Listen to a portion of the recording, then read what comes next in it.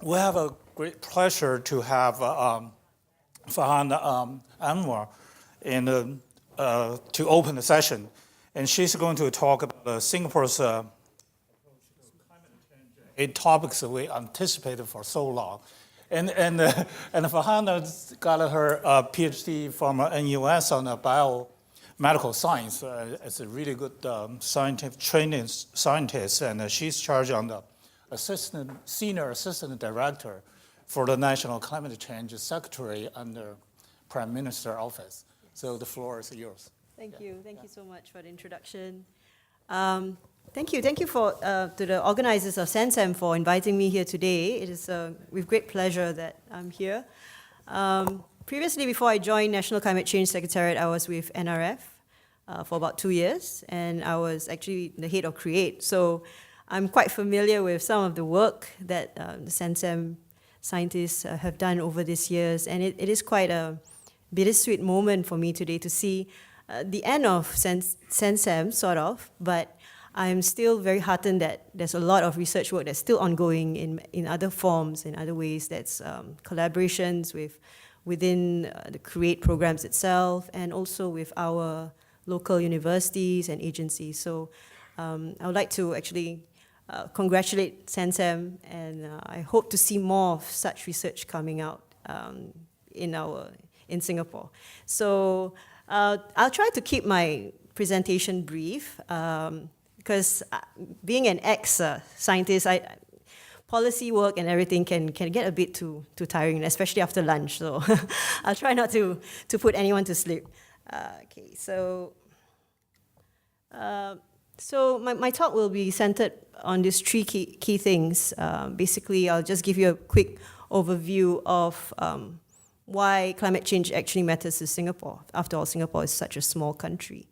And our emissions just takes up about 0.11% of the total gas emissions in the world. Next, I'll go through with you some of our mitigation strategies before just wrapping things up, looking at what our adaptation measures that we've done over the years. So as I mentioned, Singapore is very small, and I think the previous speaker, Dr. Serena, also mentioned that we're also highly dense.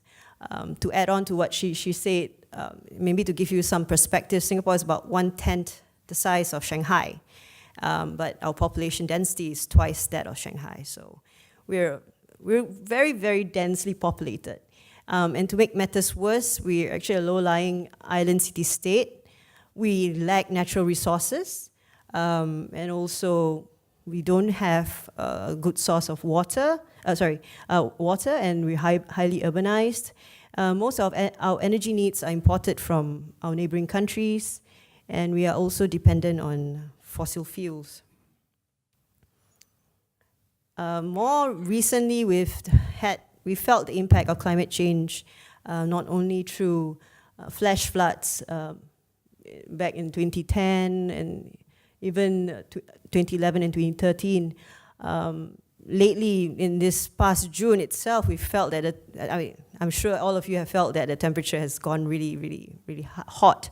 I've seen some days which was 35 degrees, and really I can't help but turn on my air condition on those days. Sorry, did I just click on something? Can I just, oops.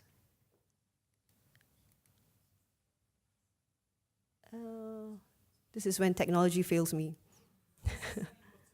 Yeah?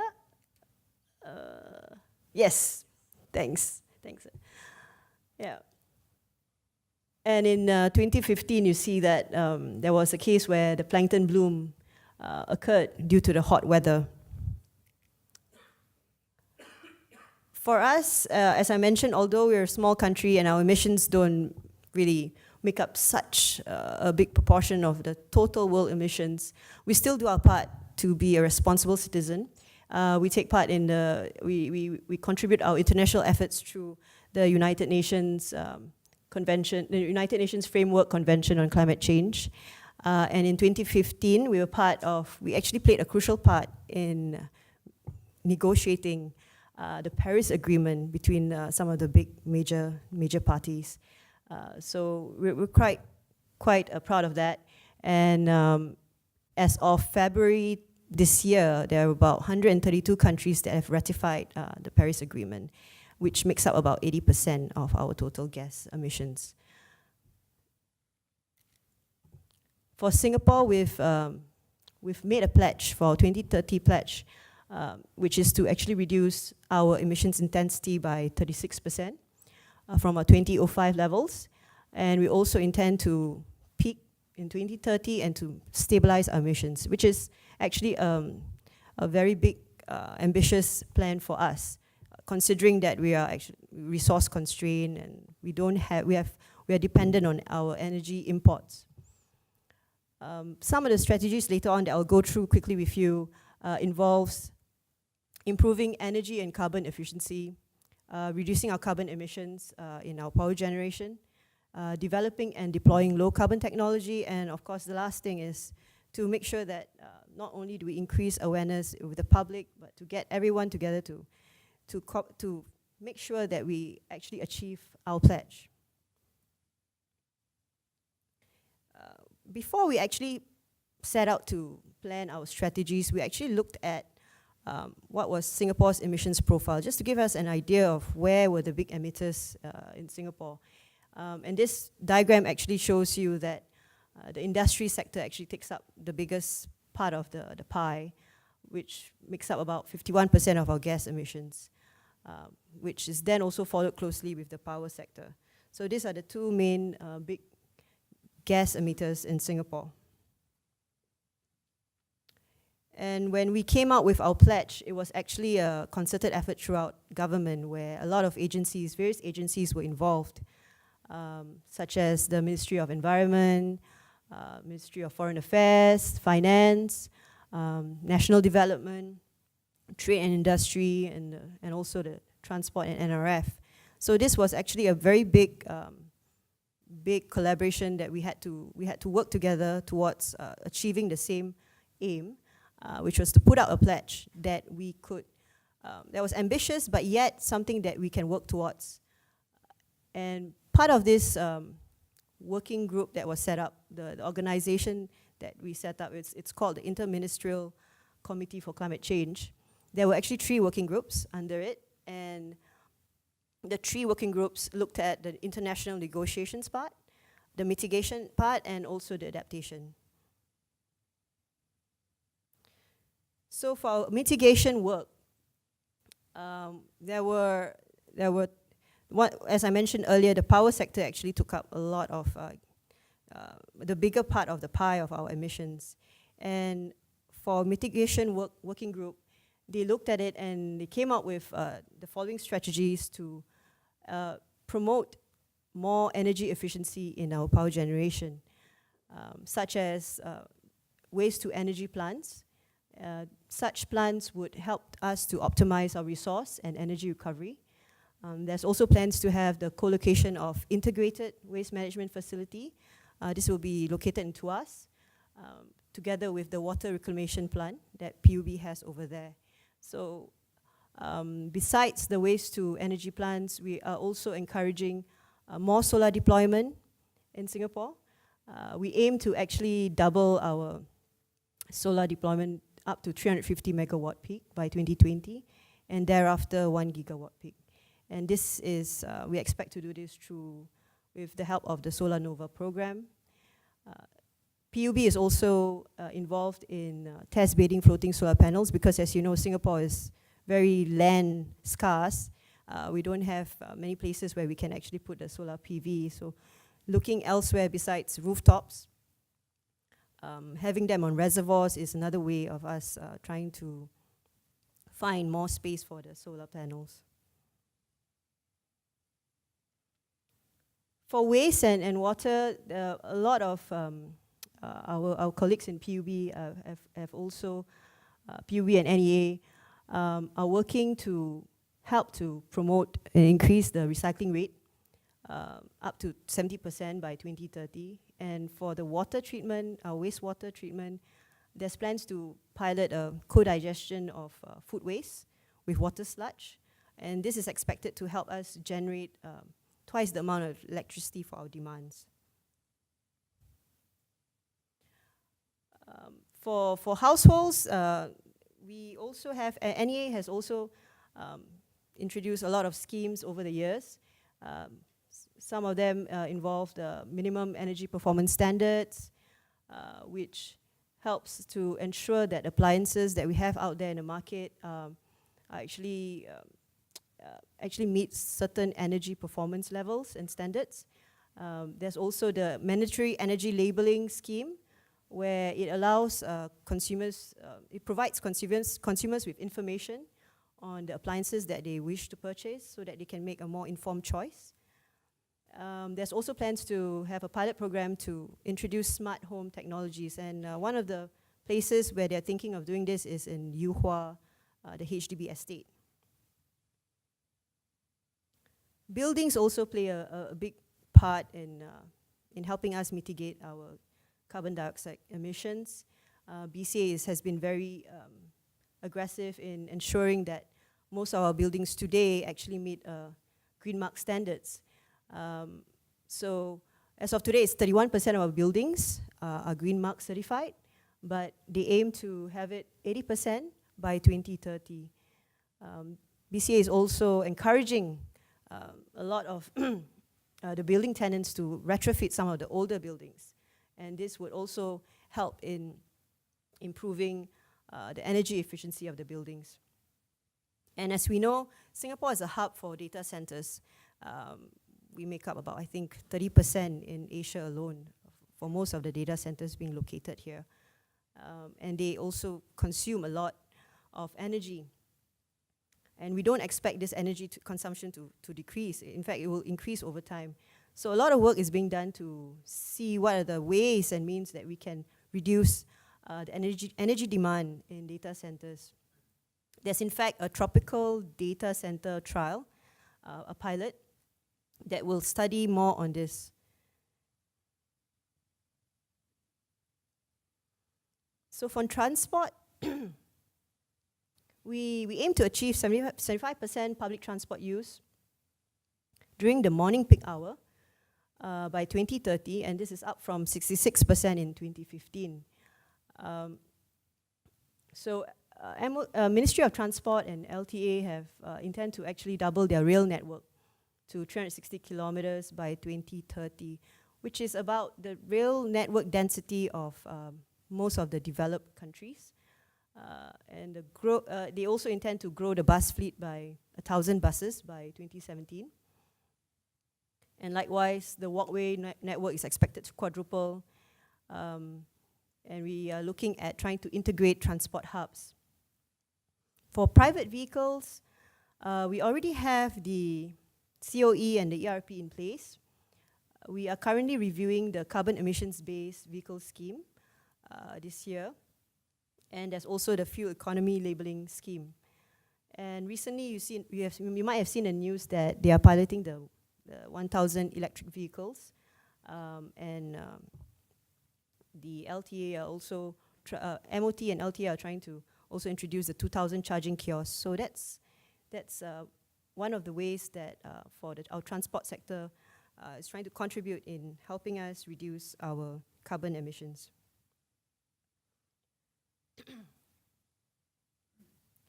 So for industry, we have already in place different schemes and incentives and even financing schemes to encourage the industry players to increase their energy efficiency. Right now, the current manufacturing energy efficiency is about 0.4%. So we're trying to encourage them to go up to about 1 to 2%, which is comparable to other developed countries such as Netherlands or Belgium. And besides those different schemes that are out there, we are also encouraging them to adopt more cleaner fuels. Because in the long run, this sort of, by changing to cleaner fuels, it would prove to be more cost effective for them, for their businesses. And some of you might have heard that last year we announced that we will be introducing an economy-wide carbon tax. The aim of this carbon tax is actually to be applied upstream to the large gas emitters, which is your GenCos. And the main aim of the carbon tax is actually to nudge and to change, to have a behavioral change for our industry sectors, the big players, so that they will shift their business operation and start to adopt more technology or innovation that would improve their energy efficiency. So this would, the carbon tax would probably be introduced in 2019. And in Singapore, we are also constantly trying to make our ecosystem a vibrant place for researchers to help them demonstrate and deploy the technology that they have come up with in the labs. So we have listed here some of the big living labs that are found all around Singapore. There's the Cleantech Park and the Jurong Lake District. I mentioned earlier about the Yew Hua HDB estate. There's also the Eco Campus in NTU, SingPower, the lab, and there's also the EV car sharing program. So there's a lot of living labs located all around Singapore, and we hope to expect to see more of this in the future. For our adaptation strategies, it's very much an iterative process whereby we try to identify the risks that we might face in the case of climate change. And from there on, we formulate a strategy of pathways and measures to address those risks. And these measures will then be monitored and reviewed frequently so that we can keep on adapting to any changes in the environment. But we are also very mindful that our plans must be flexible, taking into account the latest climate science and also interdependencies that might occur, that may affect each other and cause the impact to be even greater than expected. So for instance, in 2013, the Ministry of Environment actually launched the Center for Climate Research Singapore, and this was part of our efforts to build up the local capabilities in climate science.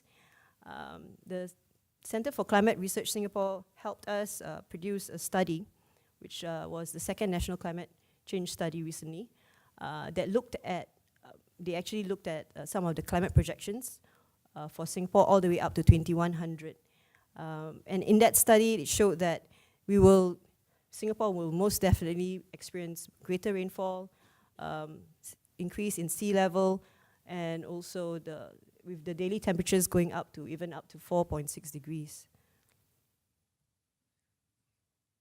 The 6 areas of risk which we identified, I won't go through in detail with you in interest of time, but you can find more of the information on our website, on NCCS website.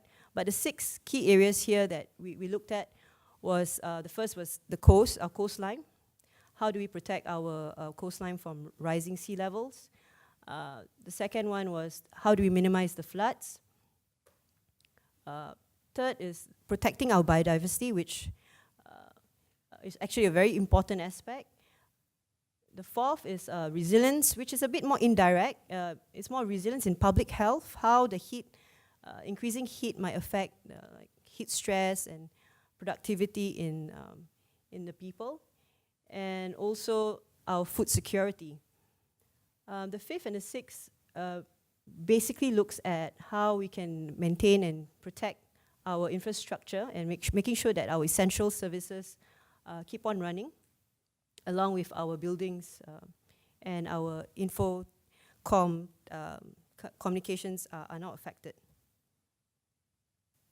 So just quickly, this was with regards to the coastal line, we've increased the minimum reclamation levels from 3 meters to 4 meters. And for the water, we've ensured that we have holistic stormwater management.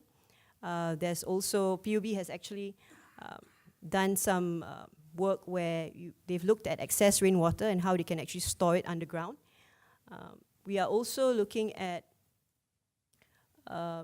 increasing our water, our water resource with the building of new water plants and new desalination plants. To protect our biodiversity, there's efforts to restore the mangroves and also the marine conservation area. There's a lot of inspections that will be stepped up with regards to the trees so that we ensure that the trees are not easily uprooted. And also hotspot patrols.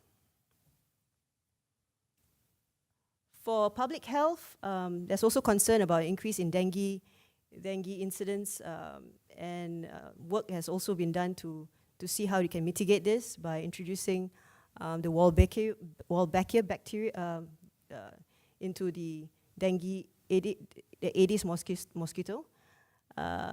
We have also put in place guidelines to manage heat stress, and we've looked into how we can diversify our food supply. So again, for the infrastructure, flood barriers have been erected just to ensure that our transport system, like the MRT stations, are not affected. We've also, for Changi Terminal 5, it's been raised to about 5.5 meters above the mean sea level.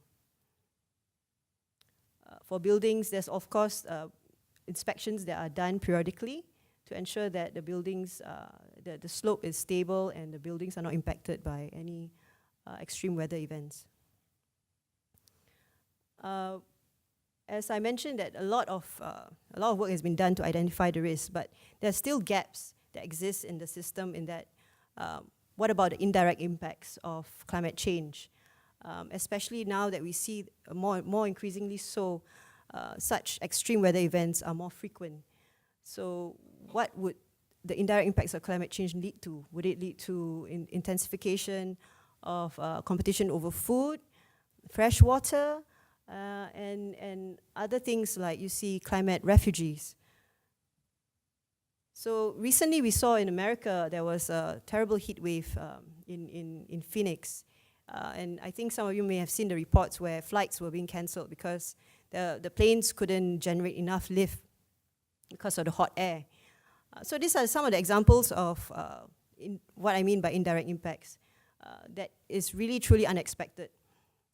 There's also power outages due to the increased strain on the power system because people were turning on their air condition, and the roads were also buckled in some parts of America, causing a lot of transportation disruptions.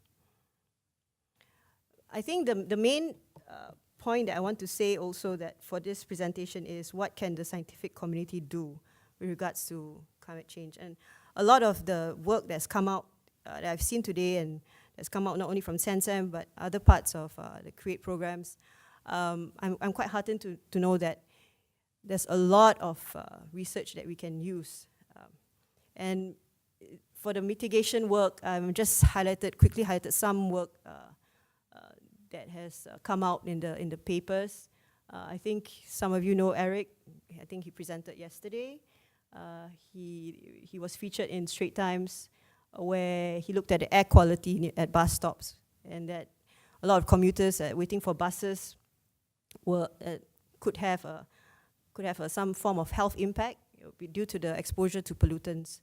I think there were some suggestions to put fans at the bus stops to allow for the dispersion of the pollutants. So this kind of things that comes out from the research that you do would still, in one way or another, help us to address some of the challenges that we face in our carbon emissions and our mitigation efforts. On your right, this is another research that I wanted to highlight, not from SENSAM, but is another part of SMART. Smart Lease. Prof. Tonio, he and his team recently fabricated a solar PV cell that was about 24% in efficiency, which is a very big feat. Right now, that is currently the most efficient solar PV cell out there. The thing is, for his solar PV cell, it costs half the price as what we can find elsewhere overseas. And now he has plans of incorporating this solar PV cell into GPS tracking devices to help logistics companies with the tracking. So he's right now in the process of commercializing his research. This is an example of what we would like to see more of, where it comes to research, where it can actually translate from the lab to the market. And I think the scientific community is already doing a lot of this, and I look forward to more of such efforts in the committee. With regards to vulnerability, I think there's a lot of recent discussions that the impact of climate change may be accelerating much faster than anticipated or projected by the IPCC and scientists worldwide. We're not sure how we can assess such impact of like melting permafrost that results in emissions of methane. So if someone can actually help to assess such things, that would be very important to us in predicting what's going to happen next. So just to wrap everything up, round out everything, a lot of effort needs to be done with regards to climate change, and the government can't do it alone. We definitely need researchers like yourself to help us, to provide solutions, to provide options, so that we can do our part in trying to help deploy some of these solutions and technologies into the market.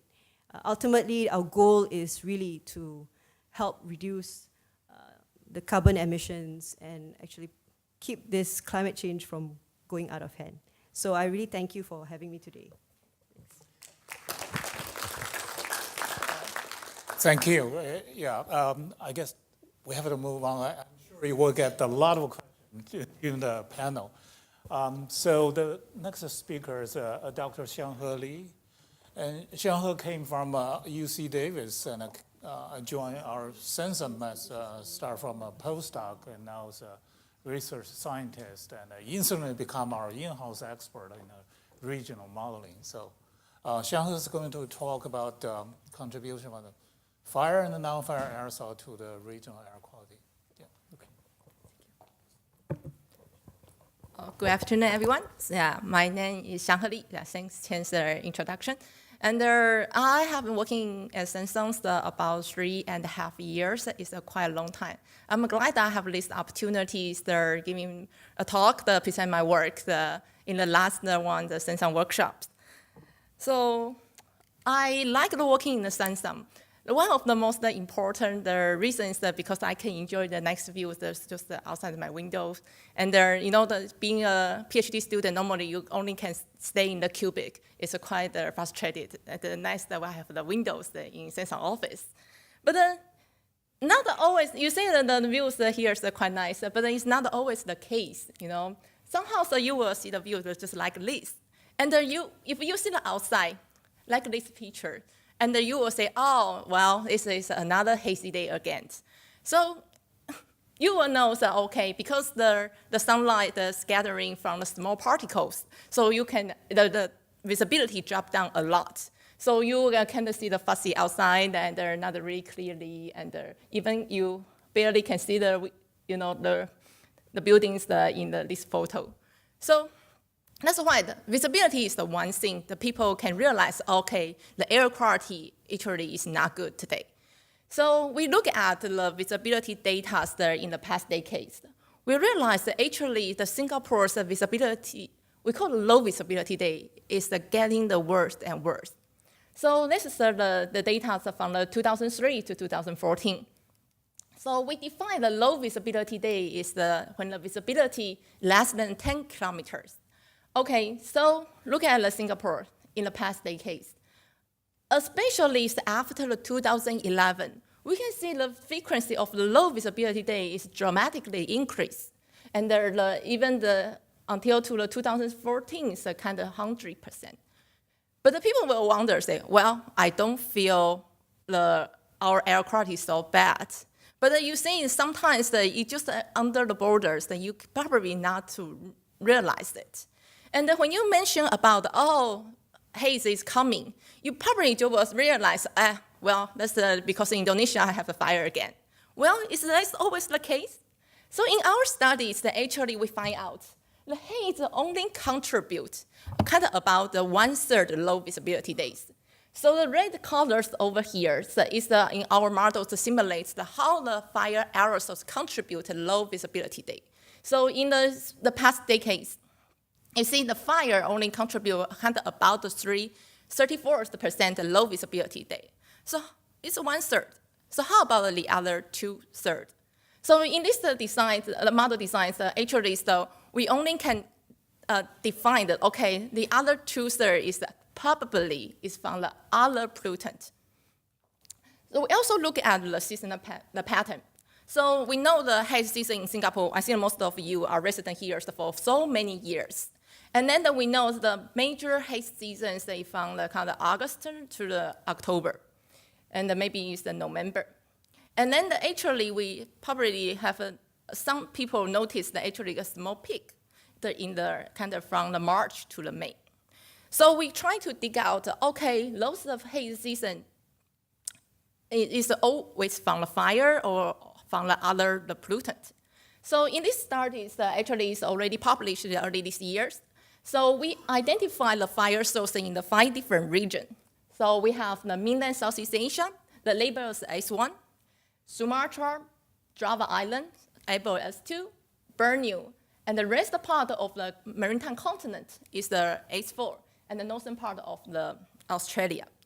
So we label this fire source, and to see the actually those fire aerosols, how much they receive they will transfer to the Singapore. So right now, so you can see, okay, we know that the biggest haze season is August to the October. So it's actually majorly from the Sumatra and the Borneo. That's normally we know, and then we noticed.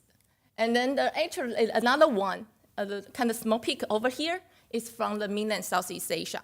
We know actually it's the harvest seasons in Thailand and Myanmar in the late February, and right now they will start the burning and the harvest. So that's the fire source actually from the mainland Southeast Asia.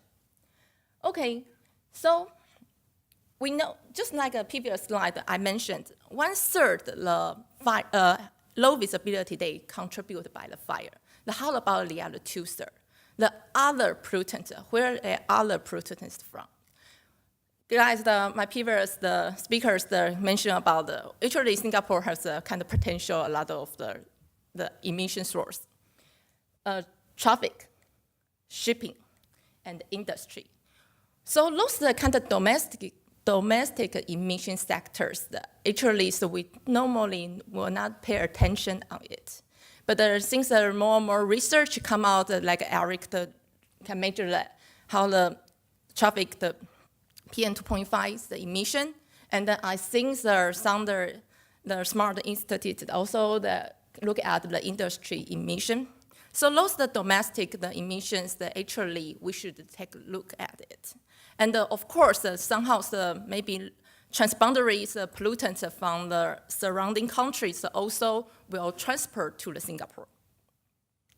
So since that we want to understand what the contribution for the fire and the non-fire aerosol, so we will try to design a better way to answer this question. The tool that I use is the Wolfram model. It's the weather research and forecasting models combined with the chemistry module. So here's we designed the 3 different emission scenarios. One is the biomass burning aerosol emission only, so label is the BB. And also that's the one thing we normally interest. Then the other one, you of course cannot ignore it, and just the fossil fuel burning aerosols, so this is labeled as FF. But in the reality, of course, there's 2 types of emission combined together. So will be the fossil fuel and the biomass burning emission, FFBB together. Let me introduce this diagram to you. Okay, so for the low visibility day, as we defined in the previous slide, use the visibility lower than 10 kilometers. So we define observed low visibility day. So we model will be diagnostic the visibility is also lower than 10 kilometers is FF. And then we will have the kind of logic chart here. If yes, we go this direction. If no, we go the other one. So, okay, look at the biomass burning visibility. If the biomass burning along aerosols can cause the visibility lower than the 10 kilometers, and then we will consider is the type 1, which means no matter just the fossil fuel aerosols alone or biomass burning stand alone, they can cause the low visibility days occur. So if it is a type 2, that means that only fossil fuel aerosols alone can cause the low visibility days occur. Type 3 is same as the type 2. It's just the biomass burning aerosol stand alone. The type 4 is more interesting or cause important because sometimes you can consider like Singapore, you have the fossil fuel aerosols in the normal days. So your visibility will not the lower than we can define the low visibility day. But when the haze just slightly, the biomass burning emission coming, biomass burning aerosols coming, and add on to the origin existing the fossil fuel aerosol, and then this kind of low visibility days the event happen. So the type 5, of course, we know the model is not perfect. You will have always some missing. So for the lost missing case, we will kind of classify to the type 5. So let's say Singapore. The starting period is from 2002 to 2008. So in Singapore, actually, if you consider the fossil fuel only, you already can get the kind of 53% low visibility days. But once we add into the biomass burning aerosol, you can expand to another 26%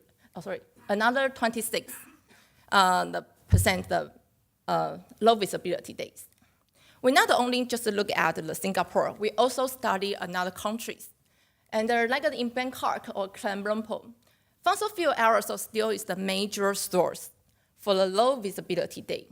However, when the biomass burning aerosols coming, you can add into the 20 to 30% for those cities. If you consider the entire 50 the Asian cities, you will realize, oh, okay, the biomass burning, the effect is not that high.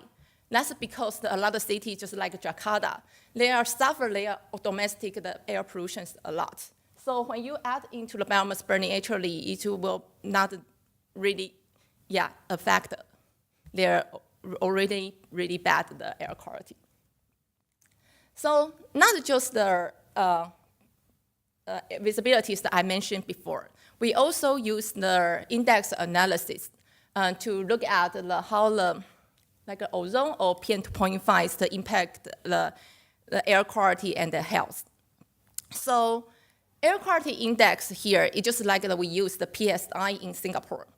Normally we will select the 6 species like PM2.5, ozone, NOx, SO2, and to give the different breakpoint, like the ozone here, they have a different breakpoints, and they scale it from the 0 to the 500. That's your AQI or PSI number.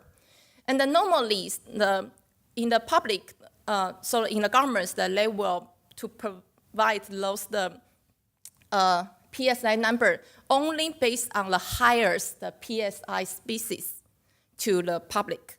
So like today, if based on the PM2.5, they can calculate the highest PSI or AQI numbers here, and then they will release it to the public. So, okay, this is today's AQI number.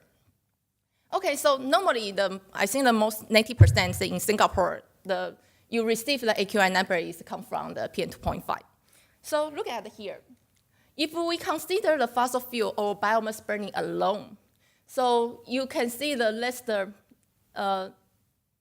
it already can increase our health, AQI level to the moderate or unhealthy level from kind of about 36% or 7% if you only consider the one type of species. But if you look at the combination of the fossil fuel aerosol and the biomass burning aerosol, the percentage can go up to the 66%. So that's quite a lot. So that means that actually maybe you are not aware the PSI number, but they already received the moderate or unhealthy levels. So the importance of our study, we are not just look at the air quality, what I'm presenting right now. Our work is much more advanced and important. So the three scenarios that I presenting here, so we have the fossil fuel emission only, biomass burning emission only, and the combination of the two emission type. So each emission scenario can provide a different aerosol concentration. Let's put if you go to the wolf can, and of course those aerosols that can be CCN, and there will be change the cloud formation, precipitation, even the radiation budget. Later on, since the precipitation get changed because of the aerosol concentration, so later on the precipitation will affect the channel's flow rate, the reservoir height, and the discharge. And even in the end, that will be affect the crop, food productions in the crop model. So it's just not just the air quality, it's the kind of a trend that connect to one the other. So far, I studied the physical model for almost 10 years. And then since the last years, I started using machine learning. And then why machine learning? Because we realized that machine learning actually is quite interesting and pretty useful. And then I could list there's also many parametric models available. And the machine learning is a predictions focus rather than the data model focus. And we have available data to train those models. And little need to translate experts' knowledge into the model and can just run it. And the computational time for prediction is much, much lower. I think that right now, just a few people that will be realized to use the physical model to do the forecast, especially in air quality. So, especially like Singapore, there's no air quality forecast so far. So machine learning can be another way to do it. So quickly to wrap up our results here. So the standard definition for the haze, visibility lower than 10 kilometers. So we trained our model use a different algorithm. So like the random forest, support vector machine, and the neural network. When we provide the different data, that's called the features. When I provide different features, the accuracies will increase. The text time means how good the features that you provide and increase those accuracy. And so far, we can get a pretty good accuracy, like the 84%, and for the one-day forecast by the SVM. Okay, so my talk stop here. Thank you. Maybe we can have one question. No question, we can move on. Sorry. Okay, here's a question.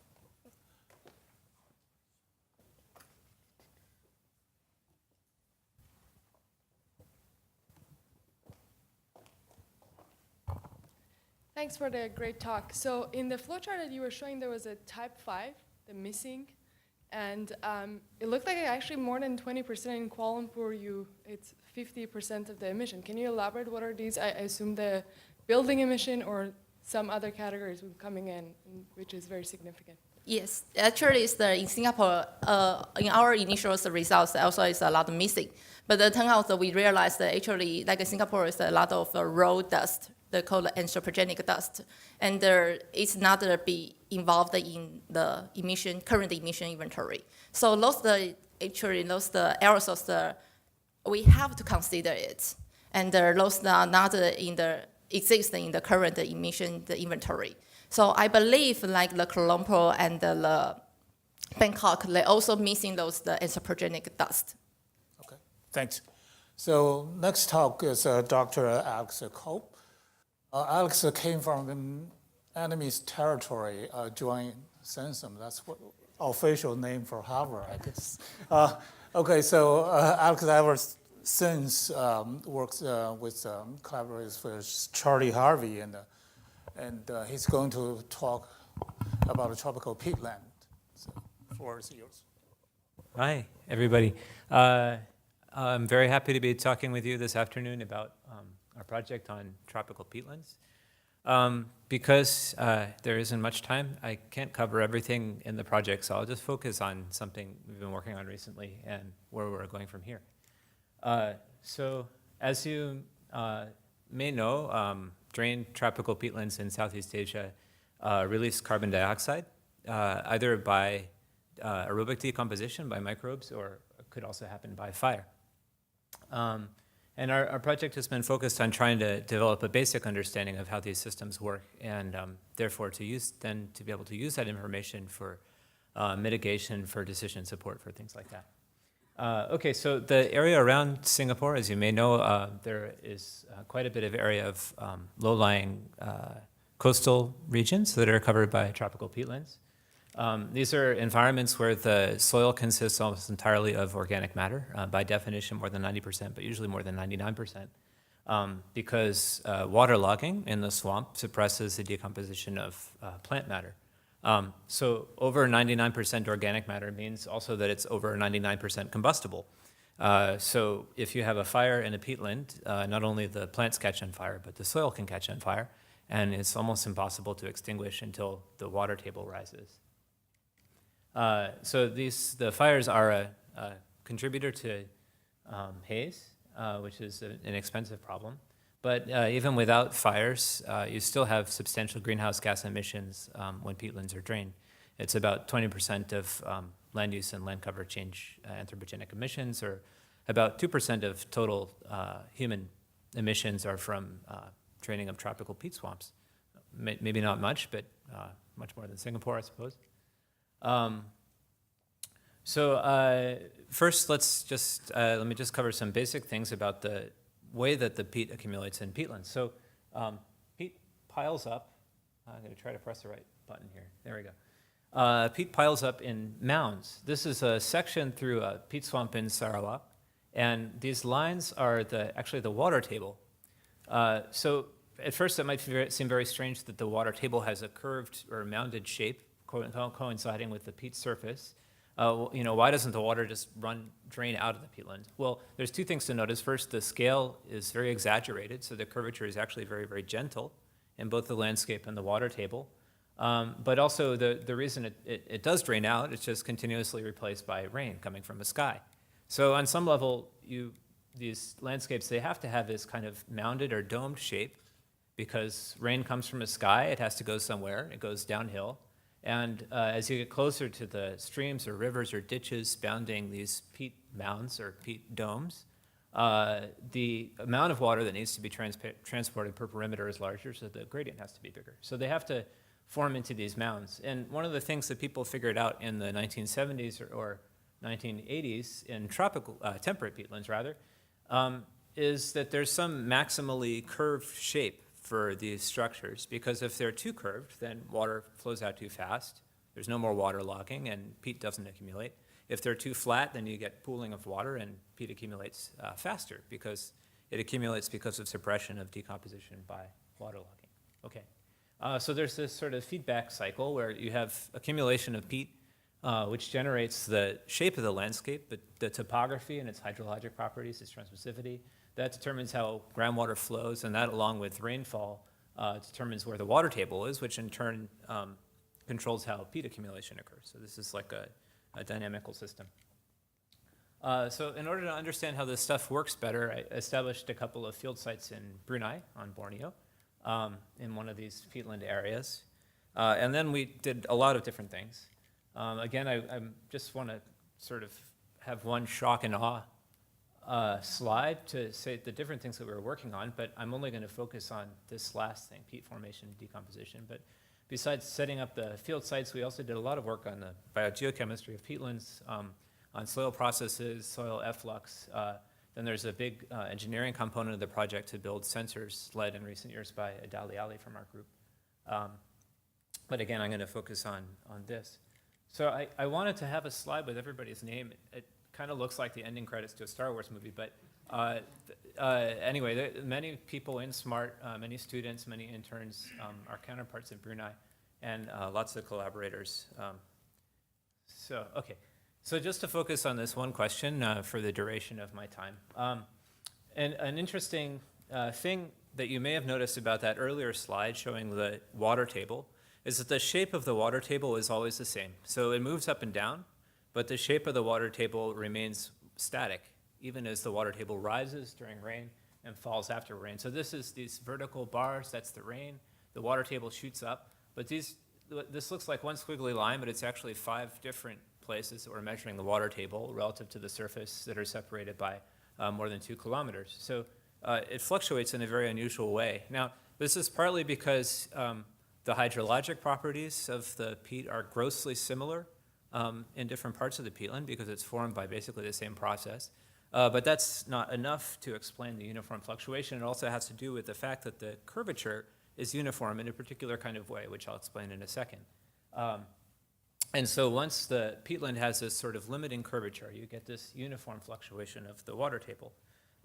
Again, unfortunately, I don't have time to explain much, but it turns out that we can compute what that curvature has to be. By curvature, I mean the Laplacian of the peat surface elevation, or the sum of the second partial derivatives of the surface elevation in 2 perpendicular horizontal directions. And that has to be equal to the time average of the net precipitation divided by the time average of the transmissivity. And I would love to tell you more about how we compute that, but I can't do it now. So what this does, though, is it says that there's a particular pattern to how the peat landscape forms. It has a stable curvature at which the production of peat is balanced by decomposition, and it grows towards that shape. But because it's a curved shape, it's lower towards the boundaries where the rivers are, and so it reaches that state first, near the boundaries. So the interesting thing about that, maybe, is that it means that the peat near the surface can be very old near rivers because the peat surface stops growing first there. And the peat surface can be young further from the rivers because that's where it's still growing until it reaches its happy, stable, uniform Laplacian, uniform curvature shape. So that was something that we hadn't really predicted or anything, so we went to make a lot of measurements and write a model to simulate how the peatlands grow. So a lot of field work, and 20,000 lines of code later, we produced this figure. All of these little circles are radiocarbon dates, and the point of the figure is just to show that the simulation of the growth of the peat surface coincides nicely with what we measure with the radiocarbon dates, but also there's this qualitative thing, which is that the peat near the surface, closer to the river, is old. So that made us think that maybe that we were onto something. So something about this model is that it predicts a stable shape for the peat surface, which means that it defines a capacity of a particular drainage network to hold carbon given a particular pattern of rainfall. If the peat surface is too curved, then it will decompose. If it's not curved enough, then it will grow. And that means that we can predict the effects of changes in the rainfall pattern, but also drainage networks. So in natural peatlands, you have rivers that drain all of the water that comes out of the sky and flows out through the peatland. But when people convert peatlands to agricultural uses, usually oil palm or acacia, they make canals. And when they do that, they subdivide the landscape into a much finer grid than the landscape is naturally divided by rivers. So these, I don't know if you can see all of these little fine lines. This is the Baram River in Sarawak, and all of these little lines are drainage canals inside oil palm plantation. So just to give you an idea of the scale, this is about the size of one of the peat domes at our field site. So it's about 5.4 kilometers on a side. This is the grid just for scale in a typical oil palm plantation. So note the different scale. This is how it's divided up into small pieces. As the stable shape of the peatland, it's a solution to Poisson's equation, something where the Laplacian of the surface elevation is uniform. So we can compute, and here the color is just the height. So if you start out with a square that is stay, that is curved like this, and you cut it in half, but you keep the same curvature, it just can't hold as much carbon if you cut a canal here. Same curvature, different amount of carbon. So that means all of the carbon that was there has to go somewhere. It will either decompose, releasing greenhouse gases, or it will burn. So this very simple model gives us a way of predicting fire risk and greenhouse gas emissions in the long term, although we can also compute the shorter term emissions dynamically. Okay, so, and this is just something to try to convince you that we can compute what we could say we can compute. As you divide a region into smaller areas, the storage capacity goes down. If you divide it into long, thin pieces, it has a lower storage capacity, which maybe makes sense. Okay, so what we're working on now is to try to use these basic findings to try to develop tools. So first we need to define drainage networks, so we're working with some remote sensing people to try to use, for example, radar data to better spot where the rivers are, so that we can define the boundary conditions, the starting boundary conditions, and then compute what will happen to the landscape after different management interventions.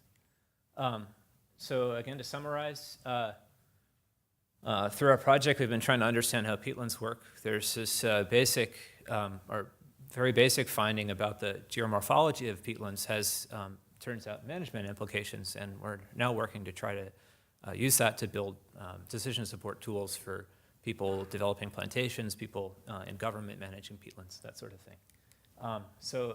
Finally, just to thank my team, I tried to pick the most embarrassing pictures that I could find. And I'll welcome any or one or two questions. Thank you.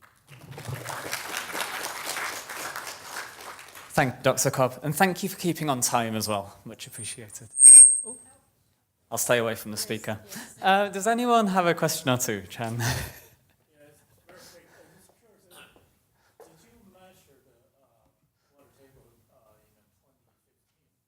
In 2015.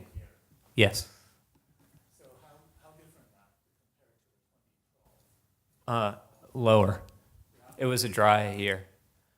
In Northwest Borneo, the timing of the dry period, if I remember right, that was the year when it was dry, oddly dry in January and February in Northwest Borneo, which is very unusual. Usually those are the wettest months of the year. So the early part of the year was dry, and then it re-wetted.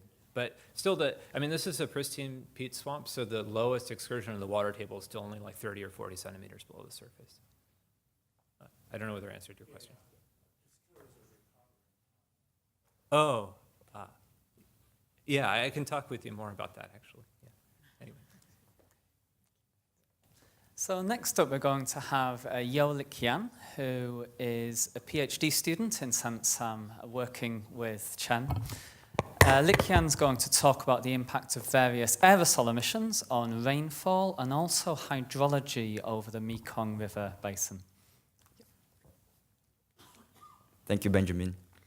So hello, everybody. My name is Lik Yan. Those are my two PIs. I'm a PhD student in my third year. And my first slide looks like the side of a race car. So I'm here to talk about aerosol impacts on hydrology and some of the further downstream impacts, particularly in the lower Mekong River region. So basically continental Southeast Asia. And so first I'd like to start by talking about why this and why this area. So this is a picture from IPCC showing the deviations from the mean precipitation over the last 100 years. So the red and blue lines are just like decadal averages, while the green bars show individual years variations. You can see that over the last 30 years, we're experiencing more and greater deviations from the mean in both the positive and the negative side. So it shows that on a time basis, there is an increase in variability in precipitation in Southeast Asia. So aside from the time basis, we also want to look at the spatial variation. And so this image shows different precipitation indexes. So we're not going to look at all of them. We'll just look at the first three. basically this data is collated from rain collection stations throughout Southeast Asia over the last 30 years. And you can see that for total precipitation, we have maybe 4 to 5% of the areas experiencing an increase, a bit more than 5% experiencing a decrease. And what's more interesting is that for the number of wet days, a large number of stations show a decrease in the number of wet days over the last 30 years. This contrasts with the NICS index, which is the average precipitation from each wet day, which shows that we actually get a lot of increase in average precipitation. So what this implies is that even though the number of wet days may be decreasing, the amount of rain that falls in each wet day actually increases to kind of make up for it. So this is talking about more extreme variations in rainfall amounts. So what is the purpose of all this water? In Southeast Asia, we rely on water for a lot of things. We use it for agriculture, for municipal use, and for industry. So looking at just focusing on the mainland and maritime Southeast Asia, for mainland and Southeast Asia, most of their water use is drawn for agriculture. And this is interesting because they are also the highest, they also have one of the highest water consumption per capita. So we have a very high water demand. And so any fluctuations in available rainwater will affect them greatly. So what do people do to counter that? They build dams to have some sort of storage capacity for water and to generate power. So in mainland Southeast Asia, we only have 12% of the capacity of the region that is for dams, as opposed to the rest of the region. So you can say that Southeast Asia is dam sensitive to changes in rainfall. So not only do you use water, when you build all these dams to store the water, you also use it to generate power. So I compiled some data I found. Hopefully you can see the figures below. And this is looking at the total available, technically available capacity for hydropower in each of the, just 8 countries in Southeast Asia. For Malaysia and Indonesia, a lot of the potential is located on, the Borneo side of the island. So there's problems with, even if you generate the electricity, it's hard to transmit it over to where most of the people are. So we're focusing mainly on these, 5 countries that are in the continental Southeast Asia region. And so one thing that all these countries have in common is that there is one river that flows through each of them, and that is the Lower Mekong River. So just for comparison, this is Singapore's hydropower capacity. So why the Mekong River? First, it's kind of like the low-hanging fruit, right? Because it is a long river, there is such a great hydropower capacity, more than 30,000 megawatts in the Lower Mekong River alone. And for comparison, a coal plant burns, I think, 4,000 tons per year to generate 1 megawatt of power. So we're talking about a lot of, potential energy, potential coal that is not being burned. And it is the world's largest inland fishery.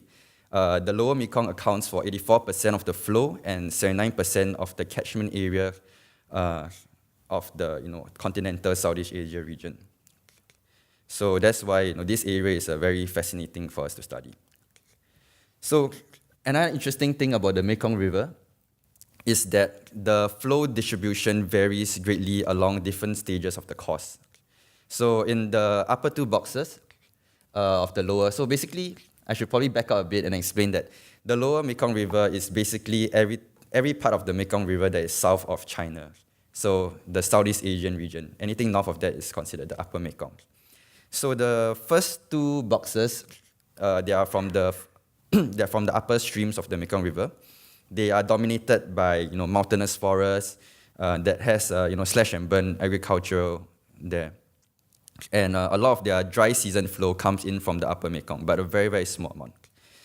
On the in the third course is where you can see the shape of the flow throughout the year start to change.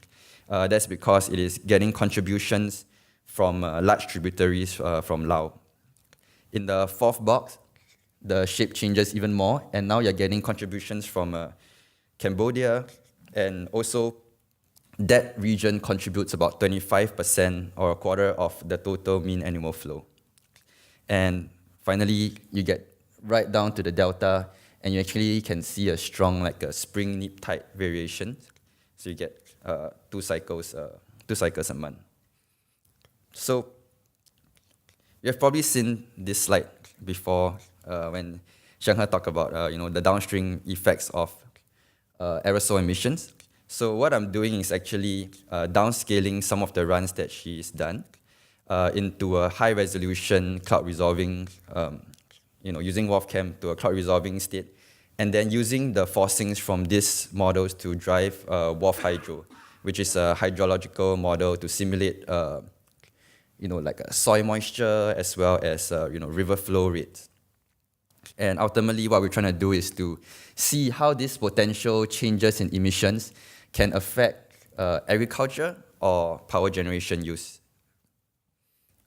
So the emission scenarios, we have seen this before. First one is being driven purely by fossil fuels, which represents sort of like a constant source of emissions. And then we got biomass burnings, which are kind of like large spikes with great seasonal variations. And finally, a bit of both. So when we downscale with the WRF-Chem, this is the huge outer domain. And then I'm zooming in another two downscale steps to look at the mainland Southeast Asian region.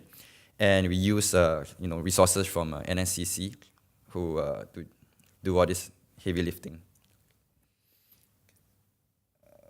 Right, so these are some early results from calibrating the WRF Hydro model being driven by some basic rainfall generated by the WRF-Chem model. So basically, the measurements are the blue lines, and then the simulations come from the red lines that the model generates. So we look at various sections throughout the river, first the upper section, and then the middle section, and also the lower section. And we find that although the fluctuations may vary a little bit, in general we get the seasonality of the rainy season's flow fairly well. And so moving on, further research, so I'll be looking at how the impacts of the different emissions show up in the cloud resolving models, both in terms of rainfall as well as shortwave radiation.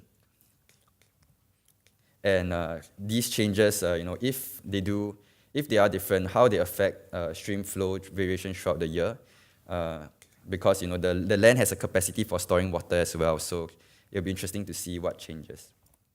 And finally, what impacts this might have on hydropower adoption in Southeast Asia is where we study some potential feedback effects from burning, from having your forest fires or fossil fuels. So that's the end of my presentation. Thank you.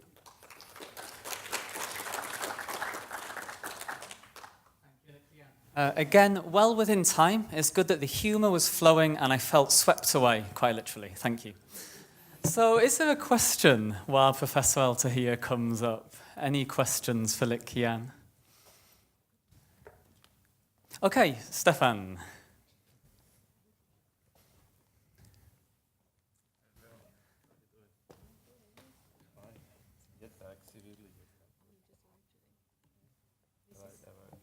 Hello? Right, so on the lower Mekong River, how much of the hydropower would be renewed by precipitation and how much could be taken by people upstream? So overall, the lower Mekong River gets, I think, about 80 to 90% of its total flow from the lower Mekong itself. And so the upper Mekong only provides about, I think 16% of the water, And that is only during the dry season. In the wet season, there's almost like hardly any signal from there because there's just so much water in the Mekong River. So not much will get stolen. Yeah. So finally, in this session, we're going to have Professor Al-Fatih Al-Tahir, who has been leading lots of the regional climate modelling work at CENTSAM, and he's going to talk about climate change impacts over the maritime continent and other parts of Asia as well, I believe. So over to you. Yeah. Thank you very much. So good afternoon, everyone. Find myself in a special spot, the last talk of the last day of the workshop, of the last workshop for CENTSAM. So there have been some conspiracy. Someone, I guess, Janelle and maybe Alex, maybe Chin are involved in putting me in that location. But I'm happy to talk to you about the stuff that we did in the last 10 years. And I would like to emphasize first a couple of topics that are not covered in my talk. And those are related to the areas of coupled ocean atmosphere studies that I did with Paolo Rizzoli. Paolo is here. One of the highlights of my participation in CENTSAM is the opportunity to work with Paolo and to collaborate in development of these models. And then the work in urban ecology, which actually I think is quite significant, and also I'm not going to be able to talk about it today. I'm going to be talking about some of the regional climate studies, and in there we looked actually at two things: impact of land use change, irrigation on regional climates, and the impact of climate change on regional climates. And that's the part I'm going to focus on, the impact of climate change. But there have been significant work done also on impacts of irrigation on climate. Output of my activities in the last 10 years, about 22 research articles. Some of them already published, some of them are in the pipeline, including some significant ones in Nature Geoscience and Science Advances.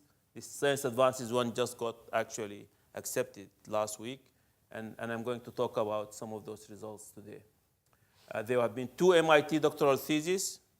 Those of you who have been, remember Rebecca Gianotti was a student here who did her PhD, and Mekki Sid Ahmed is finishing actually in very, very soon.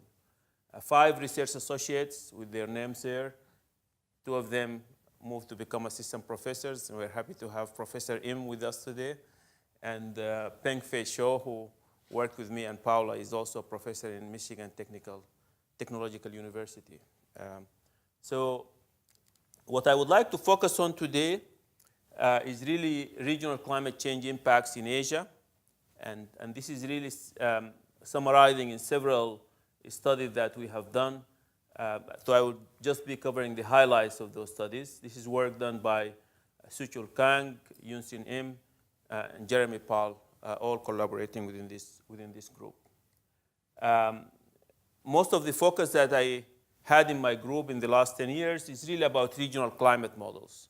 And regional climate models, as I think mentioned yesterday by Andrew in his presentation, are quite suited to study climate and climate processes in settings like the maritime continent, where we have complex geography and islands of really very small scale that are not usually resolved with climate models. GCMs do not resolve them, so you cannot really talk about impacts in those kind of settings. So the general way that we use regional climate models is you basically have a domain nested within a GCM. So the GCM provides the lateral boundary condition, and that allows you to focus all the computer power within the inner domain and to go to very high resolutions. Some of the simulations I'm going to show today for the maritime continent, they go down to about 10 kilometers. And so that resolves things like Singapore and its geography and so on. So there's going to be quite a bit of animation. If you like those, the credit goes to Shuchul, who have made all these slides. But this is like showed you the degree of details that like we have in a place like around Singapore. We started with a model called REXCM3 a few years ago.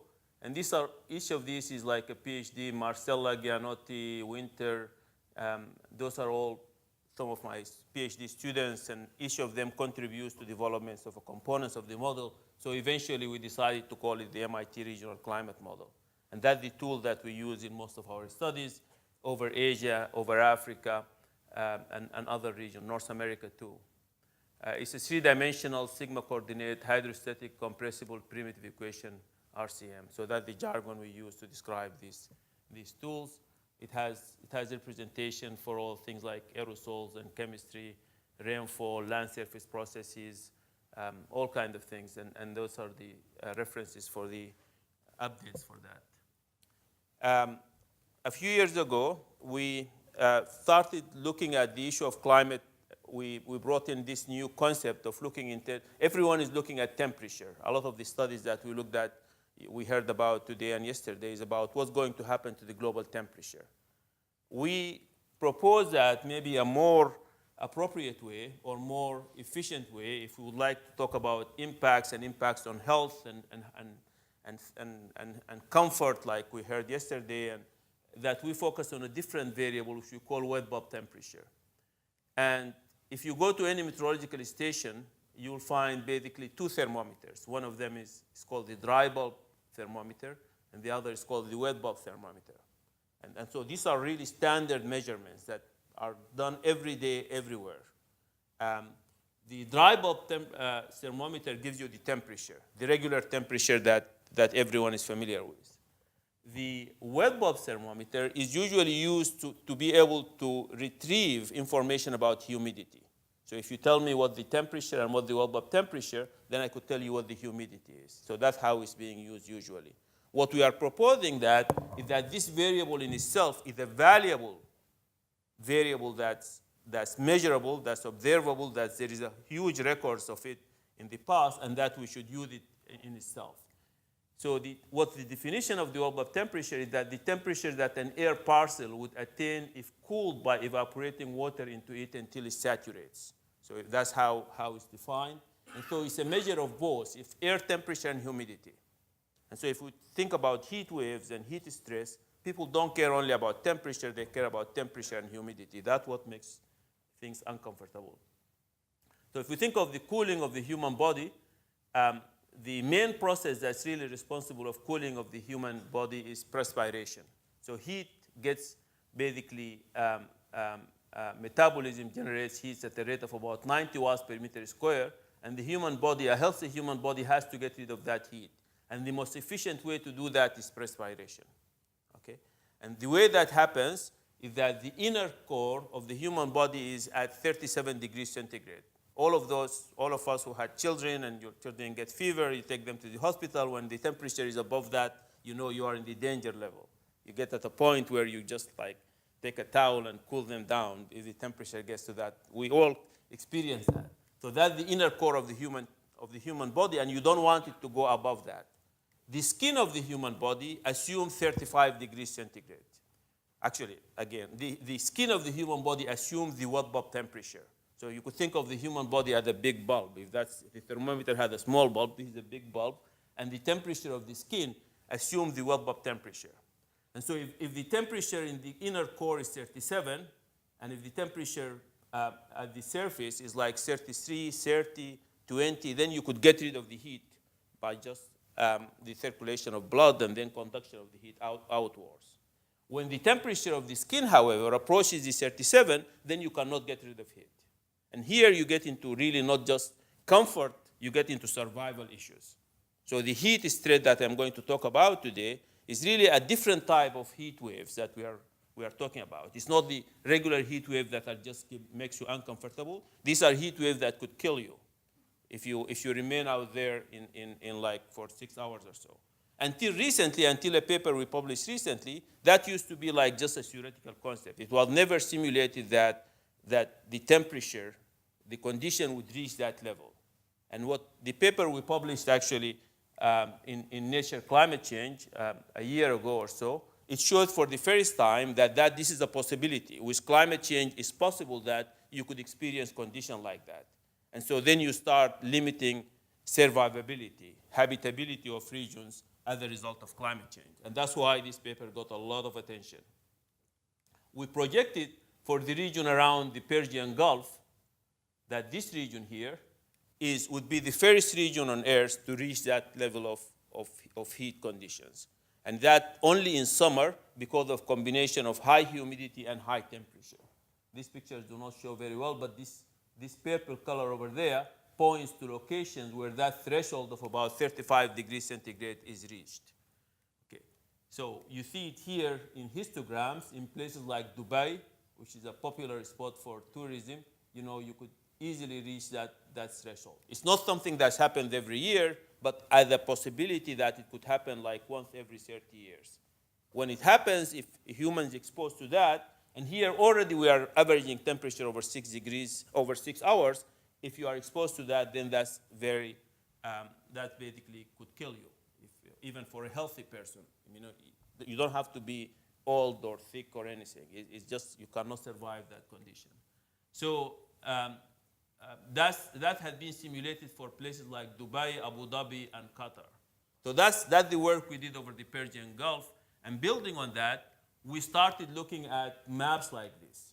I hope this map shows very well because it's very important for this presentation. So if you look at the maximum wet bulb temperature that had been observed anywhere on Earth, you could see that regions where the wet bulb temperature had been high are shown in yellow and red. And indeed, the area around the Persian Gulf is an area where you have very high values. So that when we picked on it and we did our first study on that, that's quite a logical choice because it's a very warm area. And especially that's during summer. Remember that there is very high seasonality around that region. The climate there is not like Singapore where it's warm and humid all year round. It's really just in summer, and it gets very, very severe around the Red Sea and the Persian Gulf. But what's interesting in this map, when you blow it up, that's not the only place where such conditions happen. There are actually other regions where that really is an issue, where the wet bulb temperature could be high, and that's in South Asia and in Eastern China. And the difference, and what makes this really significant, and this is the topic for the paper we just got accepted in Science Advances, is South Asia, is that these regions where we are finding high wet bulb temperature conditions correspond to regions where you have very high populations. So it's no longer like the Persian Gulf where you have small populations, mostly wealthy, oil-rich countries that can afford to have air conditioning. Here you have huge populations concentrated in areas where agriculture is the main activity, and people have to spend significant amount of time outside in the fields. And so we decided to look more carefully into these regions. So the first results I would like to share with you are with South Asia. This is a study that Yoon Soon Im really did a major part of it in collaboration with myself and Jeremy Paul, and this is the subject for the paper that just got accepted. You notice here the maritime continent, which we all associate with really being warm and humid region. It doesn't show up as much. When you come about this extreme condition, these are extreme heat waves, this is not the hottest spot for it. So the other region that's of concern is this eastern region of China, where also the wet bulb temperature reaches very high values. The approach we follow, in summary, is very careful selection of the GCMs we use as boundary conditions. We are picking here CCSM, which is the NCAR model, the German model, the MPI, Max Planck Institute, and the ACCESS model, which is the Australian model. And we run these models for controlled climates, for climate with mitigation, and climate without mitigation, RCP 8.5, which is the business as usual. We do dynamical downscaling using our model, MRCM. In addition to that, we do bias correction with observations, and then the results of that is what leads to our impact assessment. This is the methodology that we pioneered in this paper, and we usually look at two scenarios: emissions that's mitigated, RCP 4.5. You could think about it more like what the Paris Agreement talked about, and RCP 8.5, which is actually business as usual, which is the most likely thing that's going to happen, with the kind of political environments we have. And if you look at the past, usually the worst case scenario is what gets realized. So it's not really unusual. When you keep business as usual, when people did that like 20 years ago, if you look back now at what were different scenarios, what had been followed actually is exactly what was the worst case scenario 20 years ago. So if you want to project 20 years from now, the best guess is that the worst case scenario will be what's happening. And I think what we are seeing in the political situation and how people are seriously taking climate change points to that being quite a reasonable guess. So, so here now, let's focus first on South Asia. You know, this is the geography of it. You have the Tibetan Plateau, but you have this valley here, which is the Indus flows in this way over Pakistan, and the Ganges flows this way in India and Bangladesh. This is a very low-lying area, which actually proved to be quite suitable for high wet bulb temperature conditions. Another feature is you have significant irrigation, one of the largest irrigated areas around this region. And irrigation, believe it or not, actually, you know, it cools the temperature, but actually in terms of wet bulb temperature, it warms it up. That's actually something for those of us who are thinking about cooling Singapore, you have to think about. Reducing vegetation, enhancing vegetation could actually make the temperature cooler, but it could actually make the wet bulb temperature higher because of the humidity impact is more significant than the temperature impact. But here you see this is what the observations, this is what MRCM is saying, and this is the difference, you know. So we very carefully check the models against the observations. We do that also using stations data, and I was told that I have only a few minutes, so I'm going to move a little bit quickly. But we have histograms here. We come up with histograms similar to the Southwest Asia, in which we project over these locations in India and South Asia in general what kind of future temperature conditions will be. And here, this is all projected in terms of what you could call of it as a thermal comfort indicator, which is based on the National Weather Service description of caution, extreme caution, danger, and extreme danger.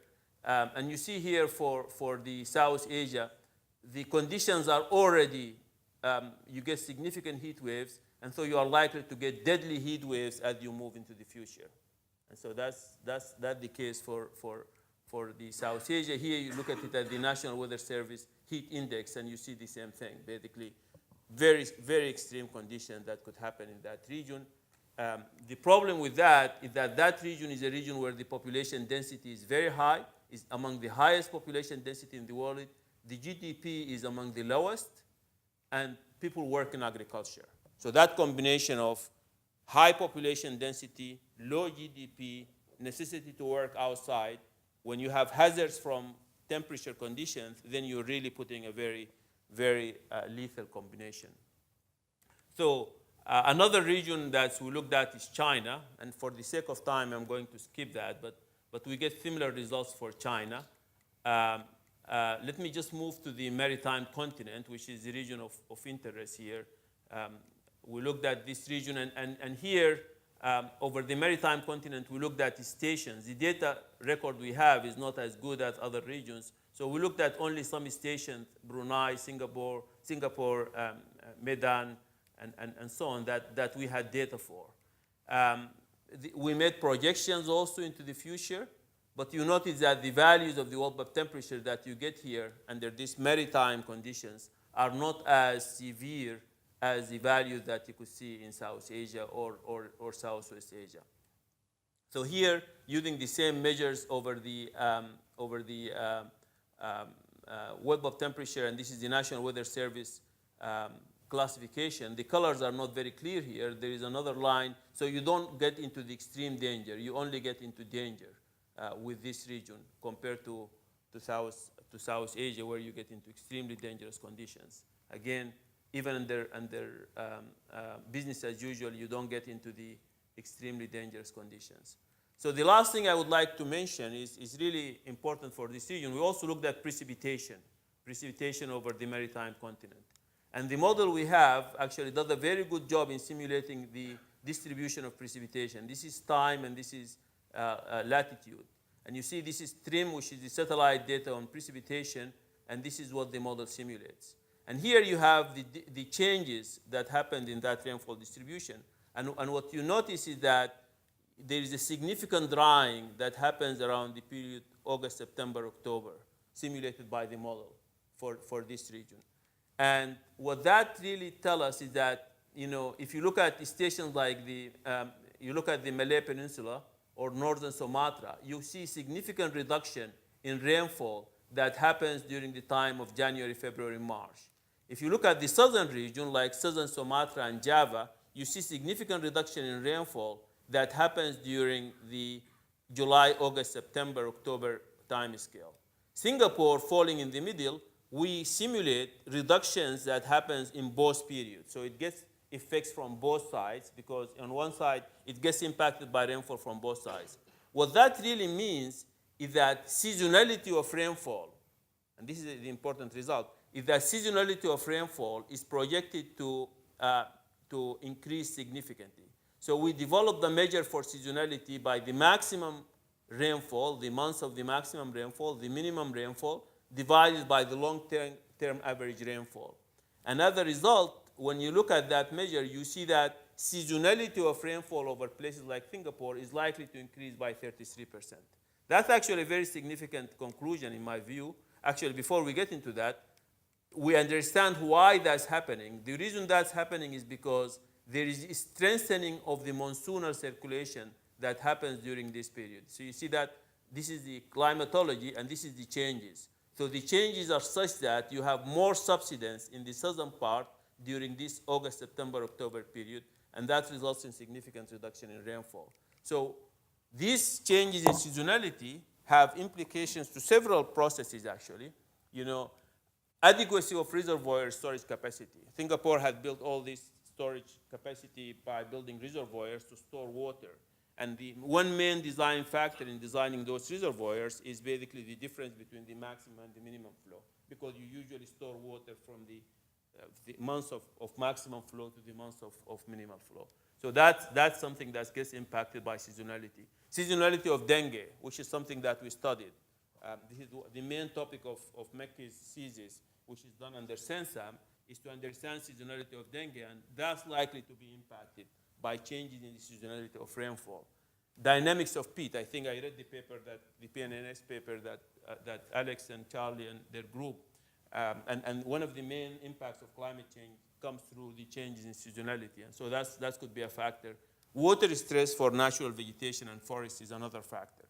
So for this region, we are projecting changes in wet bulb temperature that are milder than what could happen elsewhere in Asia. However, changes in seasonality of rainfall that are significant enough that could potentially have impact on processes that are important to society, things like reservoirs and water, disease like dengue and natural ecosystems. Okay, thank you. So please could the panel speakers, all the speakers from this session, come up for the panel discussion. And while they're coming up, does anyone have a question for Professor Elsa here? Okay, yes, Nat. Can I just clarify I didn't really quite catch the last 2-3 slides. Is it the increased seasonality in rainfall is because of the increased dryness during the intermonsoon periods? Or is there also going to be an increase in rainfall during the monsoon? Primarily the former and some on the latter. So mainly drying during the intermonsoon period, which is the dry season, but a small increase during the monsoon period. So that's both of them pulling, making it more seasonal. It seems quite robust feature with different models, different. Did Professor Whittle have a question to kick off the panel discussion? Actually, I did have a question for Fatih at the end. I mean, the regional climate model, of course, is, as I understand it, not accounting for the urban heat island effect in Southeast Asia. The urbanization is adding on to this, both in temperature and in wet bulb temperature, I assume. Yeah. So perhaps we should qualify this. And when you say there's not an effect in the maritime continent, in fact, the urbanization may be additive to some of the things you've already described. Is that a fair statement? Yeah, I think the urbanization is something that with and without climate change is there. So if you focus on the impact of climate change, then that's what we are talking about, the maritime continent being less impacted than South Asia or the other regions. So we are focusing only on the impact of climate change, not urbanization. Okay?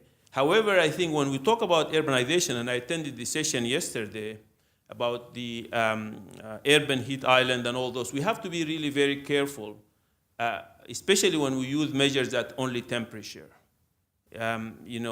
Because is very different. The story is very different when you bring humidity into the picture. And so we need to quantify. For example, we had all the discussion yesterday, but I haven't seen any study that shows how urbanization impacts the well-bulb temperature. You know, there is a lot about how it impacts temperature, but how it impacts the well-bulb temperature is a whole different story. And that's, if you ask people in the street what they care about when you have heat stress, it's not temperature, it's both. It's temperature and humidity. And well-bulb temperature is one of the variables that brings that into the picture. Any other questions for the panel? Jason, I see, is running down to a microphone. Thank you all. It's very interesting. I learned a lot. I think a few of you can try to address this question, and it's looking at issues of extremes. So Elsatie talked about extremes in wet bulb temperature, and Liqian and Xianghe were looking at more extremes in the air pollution. And Alex, of course, with the extremes in how the peat has been divided. And so my question comes down to probability and extremes. If you're looking at factors of human comfort, you also should probably consider the radiation balance, because when you have direct solar radiation on the body, it leads to a much more intense heating. But in order to do this, you have to couple in the aerosol effects or the fire effects, because you can mitigate the radiation through clouds and or through smoke. So the question starts being, when we start looking at this more holistically, as you've mentioned before, Alex, as well, if you leave the carbon there, it'll decay and you'll produce CO2 and or methane, depending on the different conditions. But if you burn it, you may produce worse or not. So how do you want to try to tie all these in? What are the recommendations you'd make? Would it be on warmer days we should burn more to produce more aerosol to cool the temperature that we have? Should we reduce irrigation, therefore we have lesser humidity? And how do you want to interconnect all these different parts when we're dealing with mitigating the extremes? Because it's the extreme events that lead to the largest societal problems, whether it's for air pollution, rain, or for water management issues. I'm happy to address the peat part because I think it's the easiest. I think for peatland management, we're well short of the range where we would start getting into sort of optimization constraints between conflicting objectives, because the current situation is so gratuitously bad that it's just a matter of reducing unnecessary drainage. So in most parts of Indonesia, for example, you can find acacia and oil palm plantations where the drainage depth is 2 meters, when we know that the maximum that's really needed is about 50 to 70 centimeters. That doesn't help anybody. It doesn't help the plantation managers in any way. It increases the risk of fires that will destroy their crop. And then on the other hand, in terms of what should be done on the ground, I think the major issues in peatlands are more related to actually implementing any constraints than optimizing those constraints, because there's basic issues of rule of law and sort of how policies at the national level are conveyed to local action. Thanks.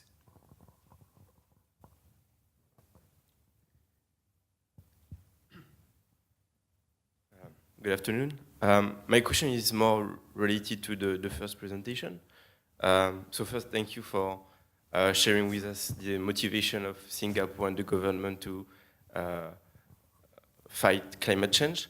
But in my view, I feel like maybe the contribution of Singapore is a bit bigger in the context of climate change than what you presented, because you presented mainly the national emissions. But I think there is also some transboundaries carbon emissions related to Singapore's industry economy. So maybe I have 3 examples that came in my mind over your presentation. First, maybe the air traffic. Changi Airport is one of the largest, busiest airport, expanding still. So it's a bit contradictory with the motivation of decreasing emissions. The second one could be banking. Banks, they are the one investing in projects that can sometimes most of the time be related to carbon emissions. And the third one, companies based in Singapore but having impact or business overseas, such as oil palm, and as we have seen after, it also like creates some carbon emissions. So I would like to see like if the government is also trying to engage and take actions into those transboundaries carbon emissions related to Singapore. Thank you for your question. Actually, yes. In fact, there are plans that are already in place. Like, for instance, with regards to your question about the transboundary haze, there's a Transboundary Haze Pollution Act that was put in place in 2014 or 2015 to ensure that any companies that are found to flout the law, they can actually be imposed a fine of up to $2 million. So the government has actually made efforts to address the issue of pollution from some of these companies that play foul. With regards to banking, we do see an increase in a lot of the companies itself. Organically, they are coming forward to put in for their investors to tell them that they are actually doing more sustainable practices. So it's actually more driven from the company's side, the businesses, rather than from the government side, and we actually encourage such practices. So I think your concern there, I mean, there shouldn't be any concern because like for instance, I can give an example like CDL, the developer, they are actually very green in adopting their technologies because they know that at the end of the day, the investors are very mindful of whether their practices are contributing to the greater carbon emissions or are they actually helping to lower their carbon footprint. So there's more and more companies that are actually getting on board with this. And I think more can be done, of course, I agree with you. And so I think the third one, what was the example was, I think, what is it again?